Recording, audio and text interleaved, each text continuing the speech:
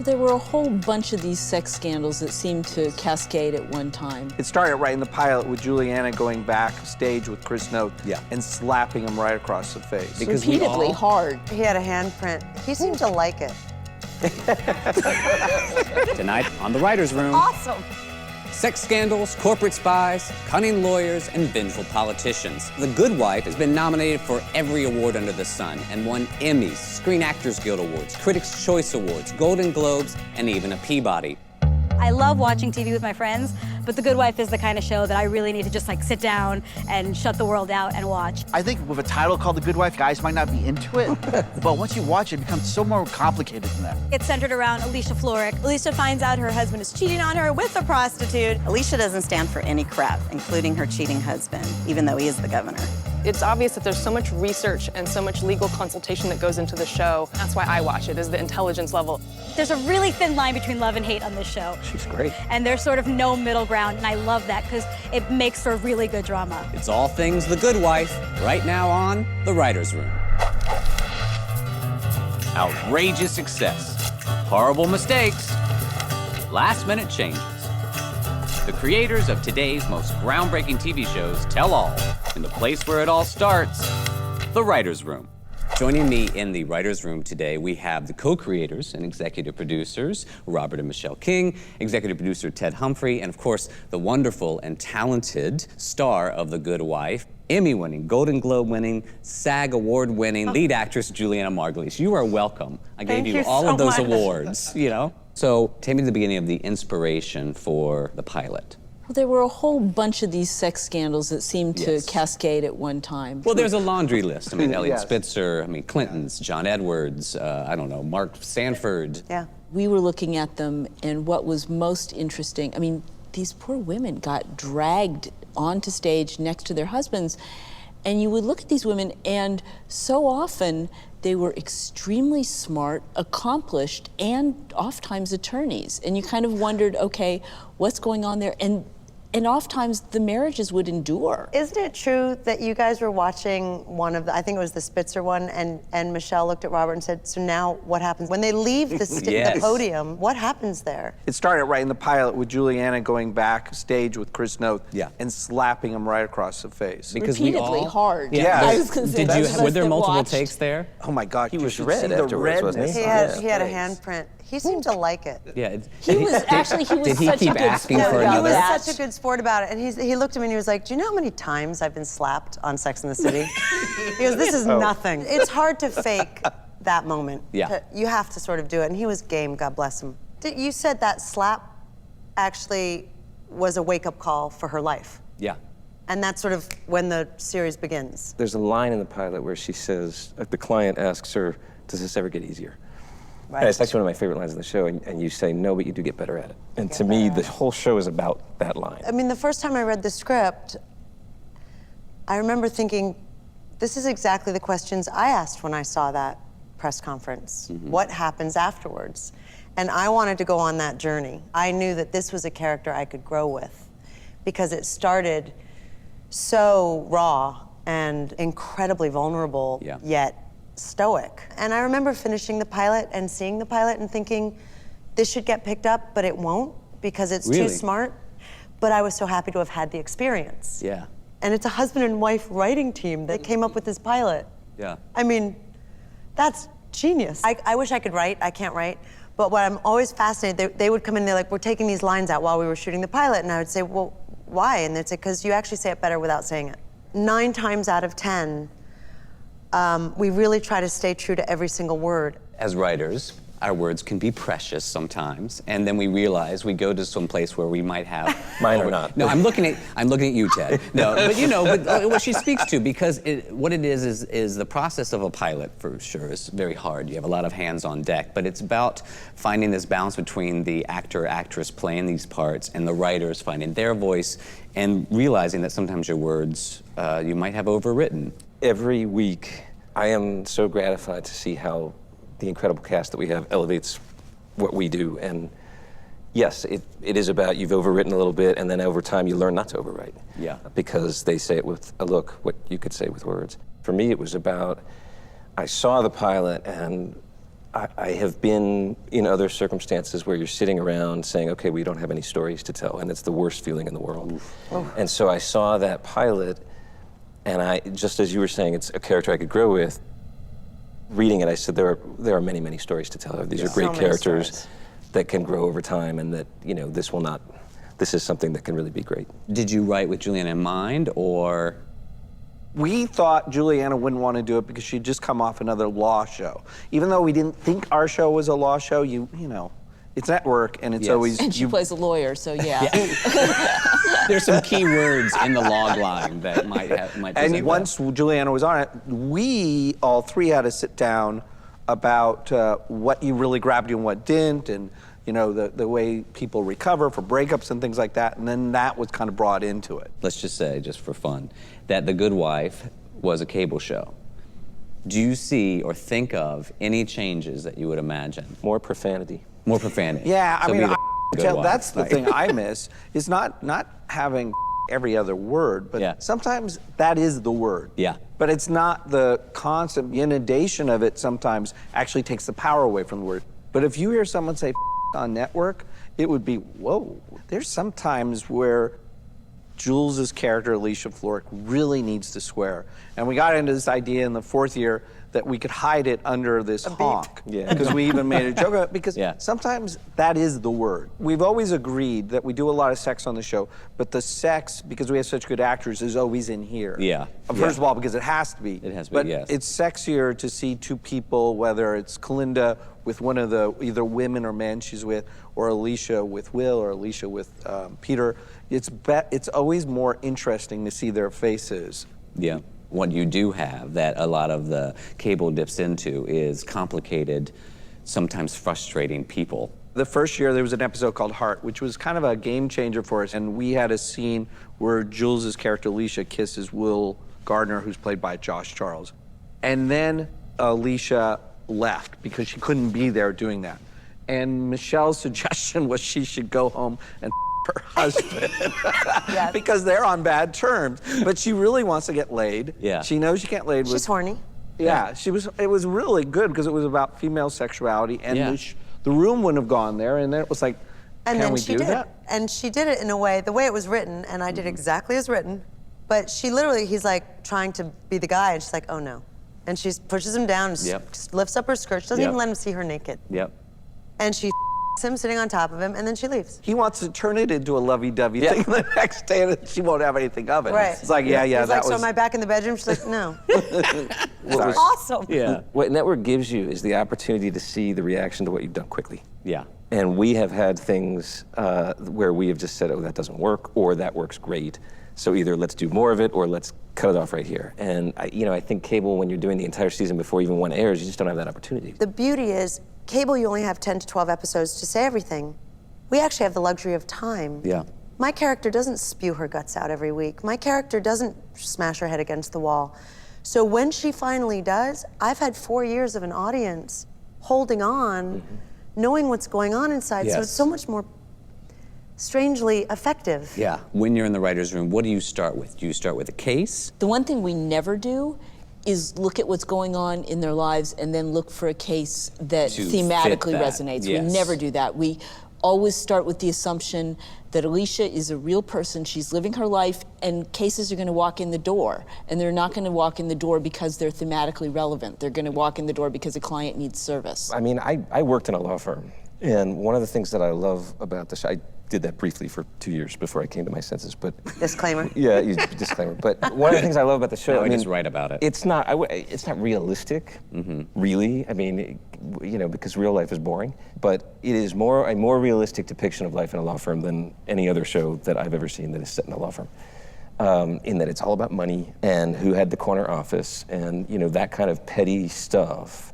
It's not about high legal ideals. Sometimes they kind of seep in on the edges, but it's about the day-to-day kind of climbing the totem pole of people's lives, which is very much what life in a law firm is sadly about. So. Wow. So when we come back, I'm going to dig into some insider secrets with our panel here for The Good Wife when the writer's room continues. You obviously have a rabid fan base. Do you ever find yourself responding or changing the trajectory of a storyline based on fans' reaction? We had a big reveal the second year, which was that Kalinda, the investigator on the show, played by Archie Punjabi, had actually slept with Peter Florrick, the husband of Alicia. What we did was, because we're only writing 3 episodes ahead, we were able to see fan reaction, and if they were getting close to the reveal, we would throw in little monkey wrenches that would send them off in the wrong direction. I would say it was more to kind of keep our surprise intact. Okay. Welcome back to the writer's room, The Good Wife. Let me ask you this. No schmuck bait. What is that? Robert, I think it's a Tedism. We don't want to do false Jeopardy. And a lot of television shows traditionally, you know, it was like, is Batman going to fall into the pot of boiling oil? Well, you know he's not, because there's not going to be a show next week if he does. But viewers used to sort of go for that. It was just the currency of television, and it's not anymore. And in the pilot, we set up that there was this contest between Alicia and Carrie, that at the end of the season, there was only really money to keep one of them, and the other one would have to go. And we were going to do some where they took a pay cut and they both got to stay at the farm. And then we said, no, that's schmuck bait. What's not schmuck bait is let's fire Carrie and let's send them to the state's attorney's office. And it scared us because we didn't know that was breaking the template of the show. Yeah. We'd never gone to the state's attorney's office. We don't even have a set for that. And it opened up for all of us, I think, that we didn't have to do the same thing all the time. It directly paved the way to, in this season, the firm splitting. In the very beginning, we had a bunch of fans talking about their love of the show, and one of them mentioned the title, The Good Wife. He says, I don't know about that, but then I watched and I liked it. That title is brilliant. It means so many things, and it means a different thing to all of us. Yeah. What drew me to the show was this idea of who was this woman, but what keeps you in the show is the idea of what is a good wife? It's a title that's appropriate, even though I know a lot of people who just won't watch it because of the title. Did you always call it The Good Wife? That was an accident. Really? Like, Yeah. who was it? David Zucker, who's our executive from Scott Free's company. Another one of the executive We producers. had to talk about it on the phone with someone and said, you know, that Good Wife show. We never had a title for it. That's how he described it? Yes. Yeah, So you and went that way? but he thought that was the title. This was after we went in and pitched it. Yeah. And then he was enthused about it and talked to our agent or the studio or somebody and said, The Good Wife, which he thought was the name of the show.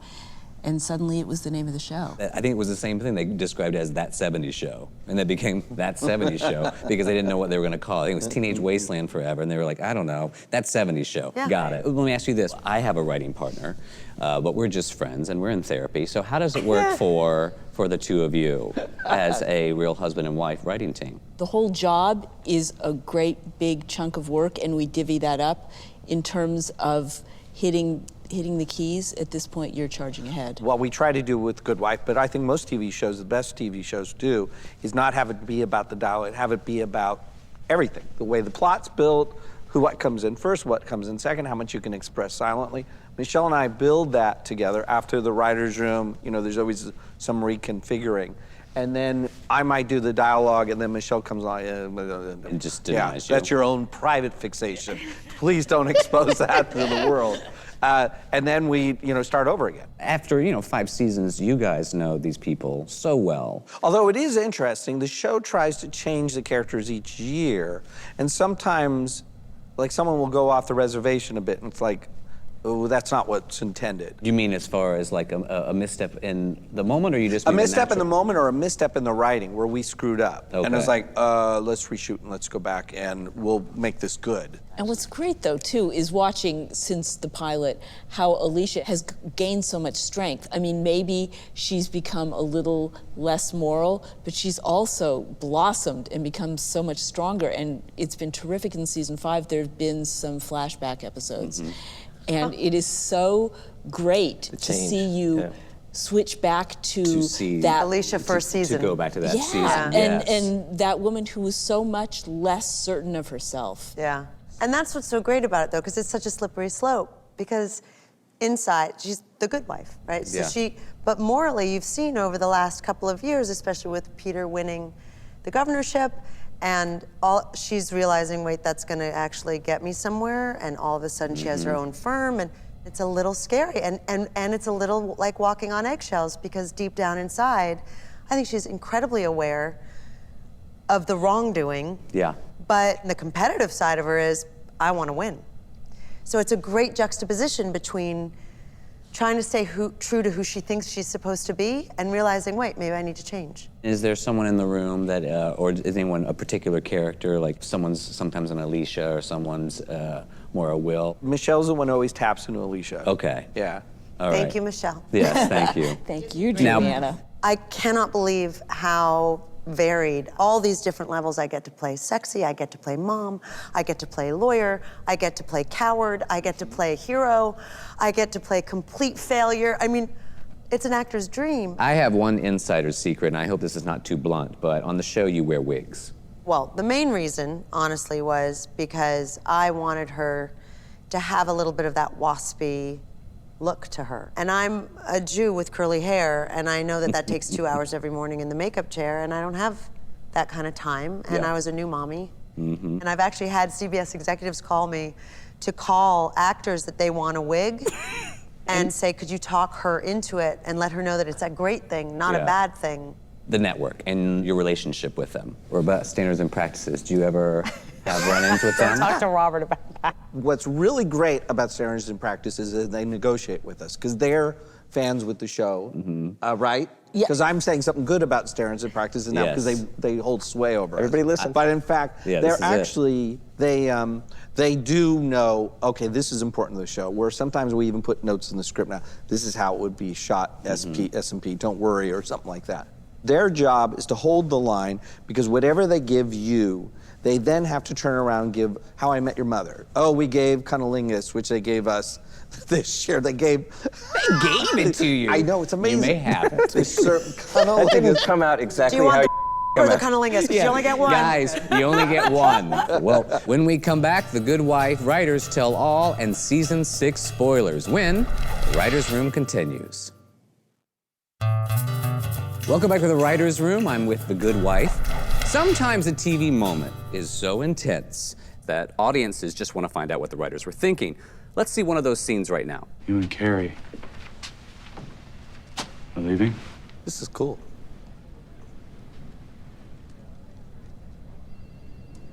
Will. No. It's an easy answer. Falls into the yes or no category. You and Carrie are leaving and you're taking some clients with you? Yes. And you decided this 3 weeks ago? Yes. I'm sorry. Of course. That helps. It's time I try something new.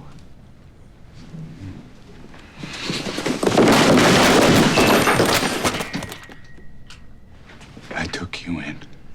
No one wanted you. I hired you. I pushed for you. Will, this is a business decision. You were poison! So talk to me about that scene.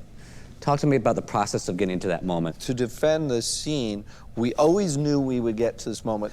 To us, it was always part of Jules's character breaking away, both in morally bad ways or ambiguous ways, but it was always about her growth into her own person. I'm so curious about the reset here. The whole... In my eyes, she cares for him so much that she is risking financial ruin by starting her own firm. She can't be there anymore.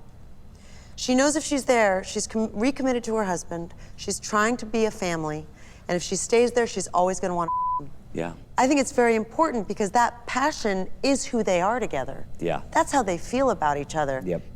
And then for her to stand up for herself, I think it's one of the biggest moments in her life. Yeah. And I think that's the first time in the show you actually ever see them not as boss and employee, but as equals and not just in the bedroom. Wow. The only other thing, there's always what's called a moonlighting problem, which is when you have two characters' chemistry draws them together. Once they kiss and then once they sleep with each other, the show dies. You know, you obviously have rabid fans who get very dramatic about certain things, but I think they want to weigh in. So we wanted to ask fans on the street what was that sort of moment for them that sort of shocked them to their core, whether they got angry about it or whether they were very excited about it, in a segment we call Fan on the Street. The governor has this goody two-shoes ethics chief, and she gets pregnant. And she says, oh, I got a name for the baby. It's going to be Peter. And she doesn't want us to tell who it is. So we create this fake drama about, oh, is it Peter? Is it going to be the governor? Is he cheating again? Just for the payoff to be that it's Peter Bogdanovich? I mean, that is ridiculous. I call on that. I mean, that guy said, he called bull. But he called bull. And there was a lot of dispute in the room. We had to answer the question of, did Peter Florek sleep with the Melissa George character or not? Melissa George came to our set pregnant.